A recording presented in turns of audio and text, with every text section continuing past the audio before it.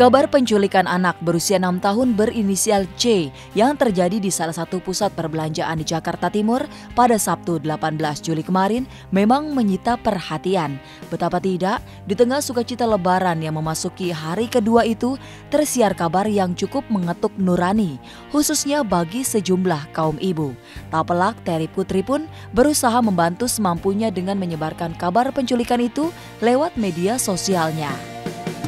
Oh iya, aku masukin ke media sosialku hari ini tadi. Jadi aku tulis di situ, please help, tolong bantu. Aku masukin foto yang anak itu yang dibawa oleh orang itu di pusat perbelanjaan. Miris ya, kelemahan aku adalah anak kecil dan binatang. Kalau udah dua itu disakiti dan teraniaya, aku udah gak kuat lagi deh biasanya gitu. Jadi aku selalu mensupport segala sesuatu publikasi yang berhubungan dengan anak kecil, apalagi yang diculik ataupun kekerasan gitu.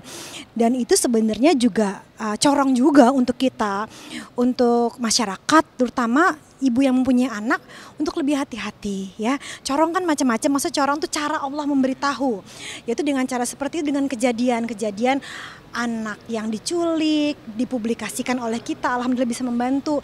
Jadi membuat mungkin efek positifnya membuat bahwa di satu sisi orang tua lebih waspada, di sisi lain si penculik-penculik itu juga udah deh, bukan hati-hati ya, jangan melakukan itu lagi deh, karena sanksi tidak hanya dari Allah tapi juga dari manusia semuanya, yang menghakimi juga semuanya, dan semua masyarakat pasti akan mensupport untuk untuk mencari si anak yang hilang, dan pasti jadinya menghakimi si orang yang menculik itu kan. Jadi kalau aku bilang sih nggak ada tempat berlindung untuk orang jahat ya di Indonesia, mudah-mudahan karena masyarakatnya lebih peduli sekarang. Dan kasus penculikan terhadap anak di bawah umur ini bagai fenomena gunung es yang tiada akhirnya. Sebelumnya, publik juga dihebohkan dengan kasus kematian bocah 8 tahun Angelin di Pulau Dewata, Bali yang diduga dihabisi nyawanya oleh ibu angkat. Lantas, mengapa anak kecil yang sejatinya mendapat kasih sayang dan perhatian lebih itu menjadi korban kekerasan orang dewasa? Pastinya ada rasa sedih dari orang tua. Yalah, manusiawi kalau anaknya hilang ya, di saat Lebaran juga harusnya kumpul gitu. Tapi kan ya, hal terbesar dalam hidup itu hikmah kan, karunia terbesar dalam hidup kita tuh hikmah loh.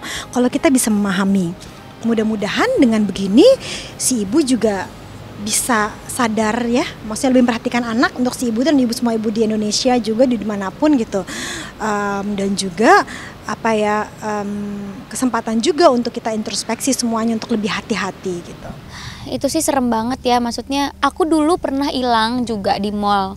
Jadi dulu itu aku pernah pisah sama orang tua, aku nggak tahu di mana, terus akhirnya aku diselamatin sama satpam, dan aku tahu banget rasanya itu sangat amat mengerikan banget kita pisah sama orang tua.